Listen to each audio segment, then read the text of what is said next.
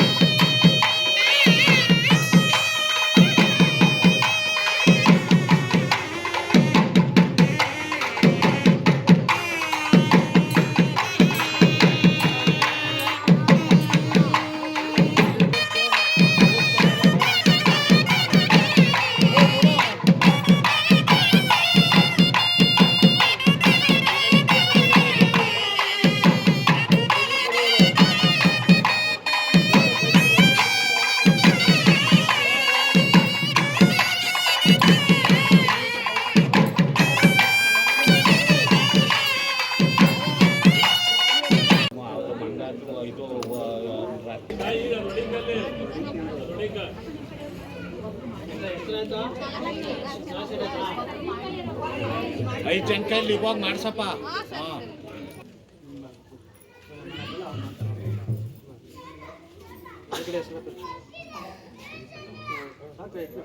ಪೂಜೆ ಮಾಡಿ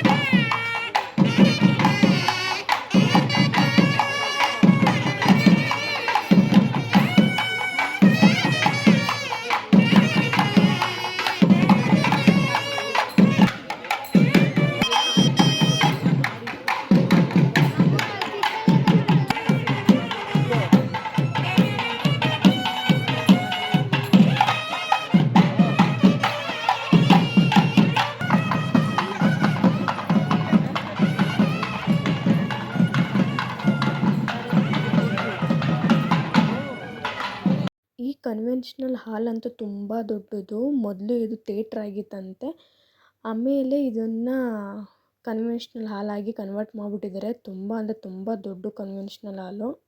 ಇವಾಗ ಈ ಕನ್ವೆನ್ಷನಲ್ ಹಾಲ್ದು ಮೇನ್ ಡೋರಿಗೆ ಹೊಸ್ಲಿಗೆ ಹುಡುಗನ ಕೈಯಿಂದ ಪೂಜೆ ಮಾಡಿಸಿ ಆಮೇಲೆ ಹುಡುಗನ್ನ ಕನ್ವೆನ್ಷನ್ ಹಾಲ್ ಒಳಗಡೆ ಕರ್ಕೋತಾರೆ. ಇವಾಗ ಆ ಪೂಜೆ ನಡೀತಿದೆ.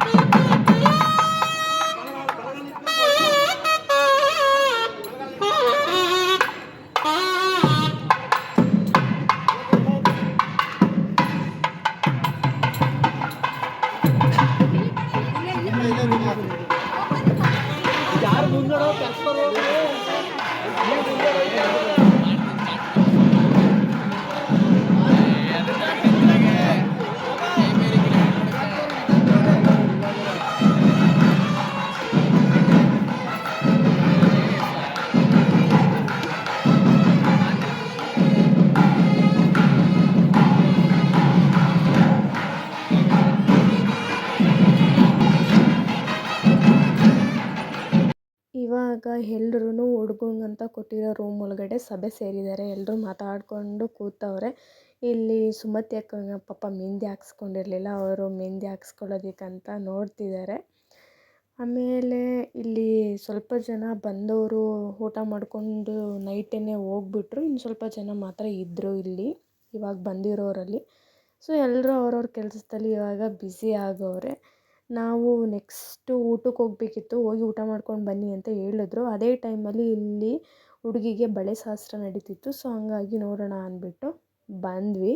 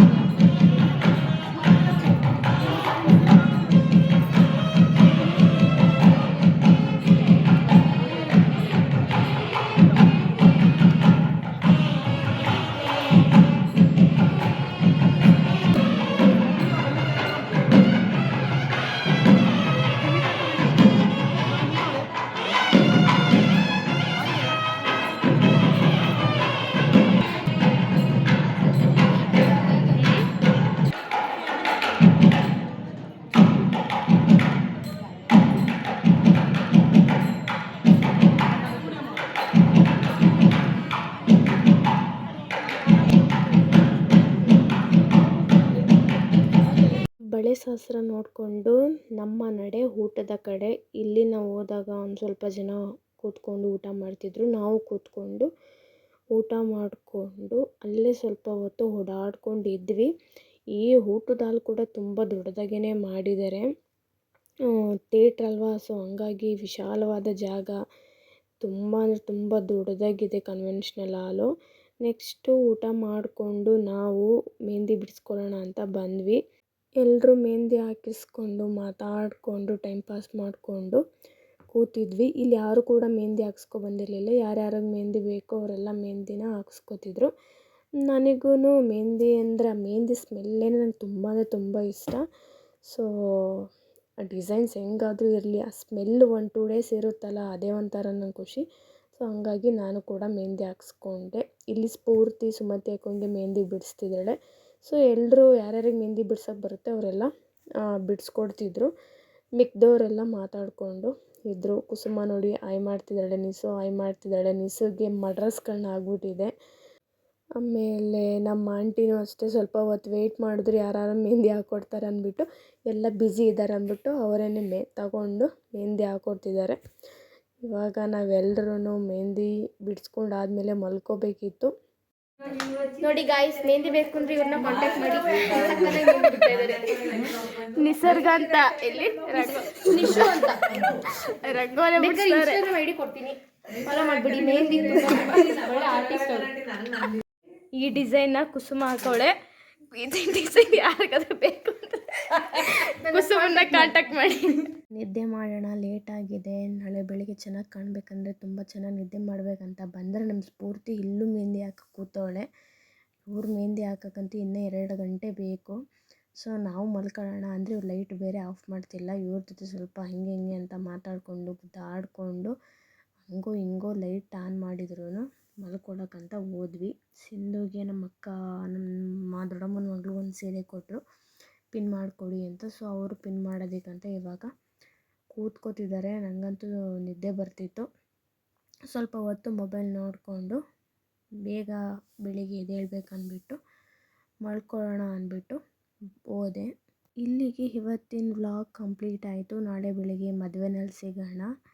Thank you for watching. Keep watching. Bye.